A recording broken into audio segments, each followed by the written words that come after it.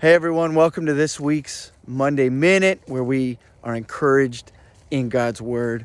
I want to read to you out of Psalm 73. I love Psalm 73. It's written by a man named Asaph. Asaph was actually one of King David's appointed worship leaders in the Old Testament. And I love the vulnerability we see in Psalm 73. Asaph starts the whole psalm by writing about how he's struggling. He's struggling seeing some of the injustices in the world, and he's really struggling a little bit in his faith. He's hitting a low point, and he's honest about it. And I love how he is just vulnerable before the Lord. But then he starts verse 17 by saying this, "Then I went into your sanctuary, O God." He went into God's presence. And it's amazing how when we are in God's presence, God reminds us of the truth of who He is, the truth of who we are in Him, the truth of the God of who we stand on and put our hope in and our trust in, that He is good, that He can be trusted, that we can rely on His promises. And I love in verse 23 where He says this, starting in verse 23, "Yet I still belong to you. You hold my right hand. You guide me with your counsel, leading me to a glorious destiny. Whom have I in heaven but you?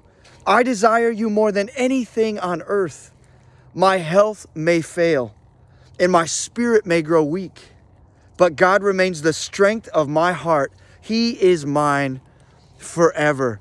Being in God's presence, Asaph is reminded of that truth, that we are the Lord's, that He is ours, that He is the strength of our heart no matter what's going on around us, no matter what's going on even with us physically. God remains the strength of our heart.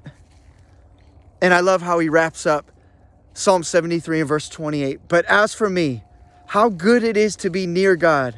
I have made the sovereign Lord my shelter, and I will tell everyone about the wonderful things you do." He is so good. He is so good. And every time we get alone with the Lord and we spend time with Him, we're intentional to be with Him. He reminds us of that truth. He reminds us of who we are in Him. And we cannot help but share it with the world around us.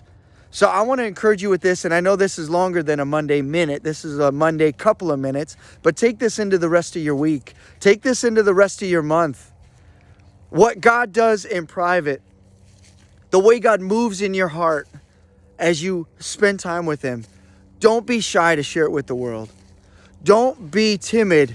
Don't be apprehensive. Be bold in your faith because the world needs it. The world needs to see God at work in you and through you. And as you share your testimony, as you share what God has been doing in your life, other people will listen. Other people will notice. And there are others around you even today that need to be encouraged by what God's doing in you. The book of Revelation says that we will overcome by the blood of the Lamb and the word of our testimony. So hey, be encouraged, be blessed by God's word today. I love you. I'm praying for you. Have an awesome day.